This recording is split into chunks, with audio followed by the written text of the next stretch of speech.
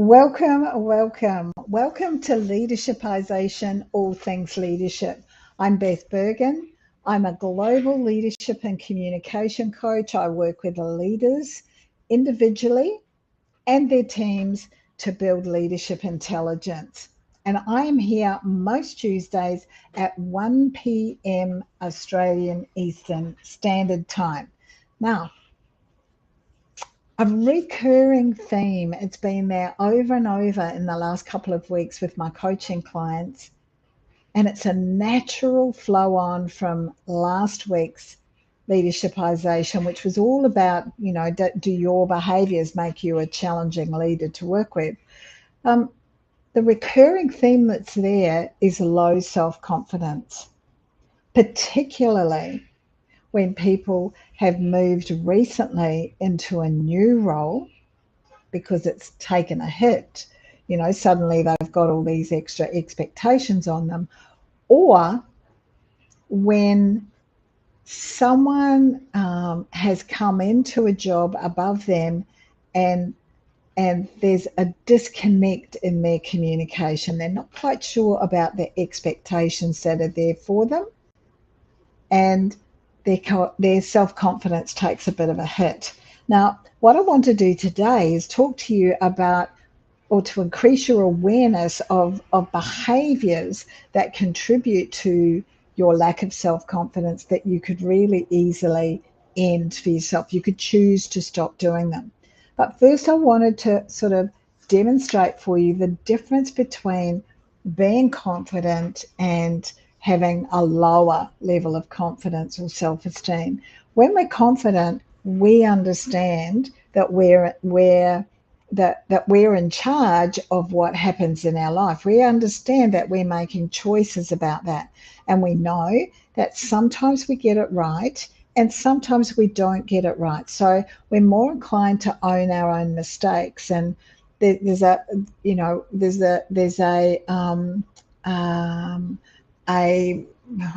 behavior that's called your locus of control. And when we see our locus of control sits with us, that it's located within us, we're much more likely to trust ourselves, to back ourselves. We're more likely to be open to learning and change, and we take action. We're really good at making things happen because we're learning from those mistakes. We think that the opportunities are bound, they're out there for us, and it really is just up to us to go chase them. Yeah. When we have a lower self-confidence or a lower self-esteem, it's what's referred to as that external locus of control. So we're here kind of waiting for things to happen to us. And that means that we think that those people out there, everyone out there, they're calling the shots, not us. And so we're often a blamer. We blame everyone else. We don't take responsibility for mistakes that we make because there's someone that we can blame. There's someone that we can say, well, it's all their fault. If they hadn't done it, if this hadn't happened, then I wouldn't have done that. Often we're someone who apologizes a lot or gets angry, lots of negative emotions, lots of negative self-talk. And we're not necessarily, we're not necessarily very open to learning. Now, what are the differences that are most obvious? Well, let's look at 3 areas where you can see that there's difference. There's differences in our thoughts, what's going on in our own head. There's differences in our posture, and there's differences in our voice. So our thoughts are much more likely to be positive when we've got that internal locus of control, when we've got high self-confidence, high self-esteem. They're much more likely to talk about how things are possible for us, how we can learn to examine and to learn from the mistakes that we've made. When we have low self-confidence or that external locus of control, our thoughts are much more likely to be around putting ourselves down. The mistakes, giving ourselves a hard time. We're much more likely to catastrophize things, to have lots of drama about things. We're much more likely to overthink things. And all of that overthinking can actually paralyze us. So we end up making no decision when if we had higher self-confidence and higher self-belief, we would have easily made a decision. Our posture, when we've got low self-confidence, there tends to be less eye contact, more slumped, more defeated. There's a whole lot of study that has been done about, lean back, stand up, hands on your hip. I've talked about this before in other leadershipizations that I've done, like, standing there, breathing in, bringing those shoulders back and head up and looking out to face the world, not slumped down and over something the entire time. Your voice, when you're uncertain, it's likely to be higher. There's likely to be hesitation in it. When you're confident, bring it down, slow it down.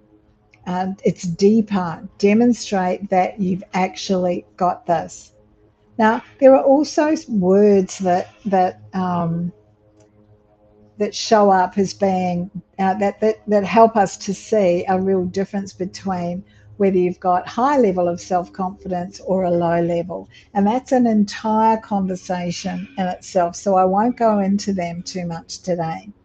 But what I'd like to do now is kind of look at some of the behaviours that can float to the surface when you're feeling that there's low self-confidence, and just listen to these and check to see which of these might apply to you. Now, obviously, there are times when all of us have some self-confidence lacking. There are times when all of us are, over the moon. We've got high self-confidence. So be aware that you can shift from high to low depending on what the circumstances are, and be kind to yourself around that. So the first one is seeking approval, seeking validation all the time. Got to have that validation. Want to know, why am I doing good enough? Now, asking for validation every now and then, that's perfectly okay. We all do that. Constantly needing validation, no. So observe yourself and notice what you're noticing about how often you're seeking that approval or validation. The second one is apologising, saying sorry. Like that can just get out of control, absolutely out of control. And when you're doing it all the time, without you even realising it, you're saying sorry for just being there. You're saying sorry for having an opinion. Now, there's an earlier leadershipization that I did all about this that looks at many of the statements that we make, particularly in meetings and things like that, where what we do is we undermine and apologise for having an opinion. Have a look or send me a note. I've got all of those saved. Send me a note, and if you'd like to see that one, I'll send it to you. Just reach out and I'm happy to send it to you. One of the other behaviours that helps us to understand in self-reflection or to observe in others that perhaps their self-confidence isn't as high as we might have thought is that they play safe, they play small. Sometimes they won't make a decision because they don't want people to be upset, or they don't want to deal with the fallout from whatever the decision might be. Some people stay in the same job for many, many years because it's comfortable, because it's familiar to them, because we all fear rejection. Like if I put my hand up and I want to go out there and get another job and no one responds to me, or I don't even get an interview, that makes me feel not good. So, we play small, we keep it safe, and in actual fact, what we're doing is living less of a life than we possibly could. As a leader, how this might play out is by saying no to lots of possibilities or lots of opportunities because you're a bit afraid of what the outcome might be. You're not sure. Maybe you're just still developing your relationship with your team, so you want to focus on that and not giving them opportunities to step beyond that. Can play out in lots of ways. The next one is that we're often too humble about our achievements. We downplay our achievements. We'll say, oh, those things are no big deal. Most everybody's probably done that. Give yourself a damn big pat on the back. Like, acknowledge your success. Acknowledge that you have achieved some of the things that you've achieved, because that helps you then to establish a position with other people, because they see, oh, okay, you did that. That's awesome. So make sure you don't downplay those too much. Next one is, that judge, that voice in your head that comes out. When we've got low self-confidence, we're often we're our own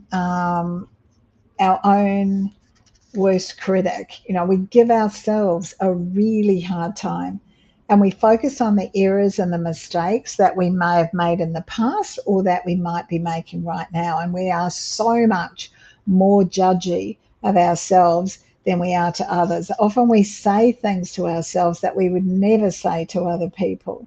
So, that voice in your head. In my deliberate reset leadership intelligence program, we really look at how you can manage and deal with that voice in your head so that you're actively improving your self-confidence and doing what you can to learn to manage that voice in your head.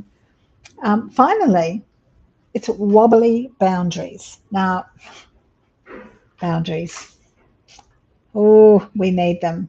Sometimes we make allowances because we want to be liked. So when we're new in a role, or when someone new is around, has come in to a supervisory or as managing, as higher up or a peer to us, we want to be liked, and we can put some elasticity into our boundaries. And when we put that elasticity in, what we have to be really careful of is that we're not allowing really poor behavior,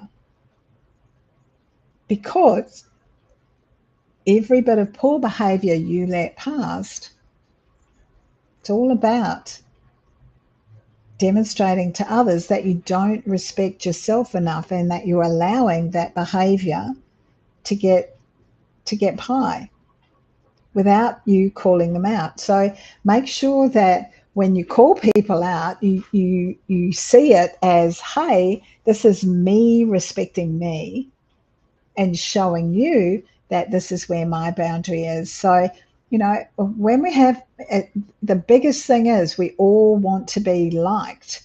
We all want to be liked by others. And so we will wobble those boundaries, pull them back in again, and demonstrate clearly to others that you respect yourself. What can I say? The important thing here is to recognize that others are on the same journey as you.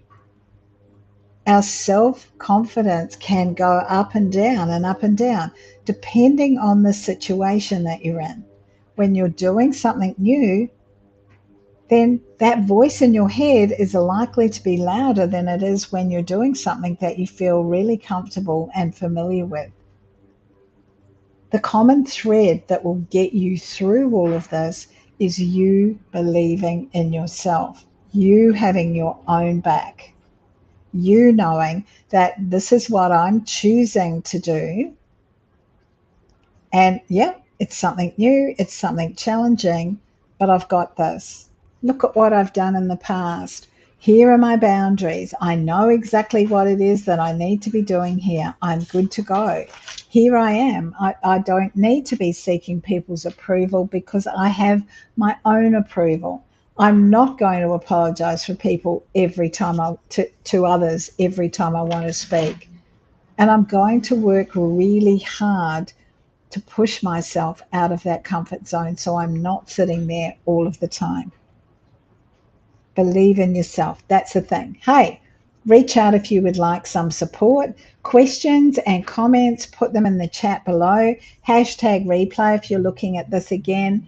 It's been great spending this time with you talking about self-confidence, how you can identify whether it's high, how you can identify whether it's a little bit lower.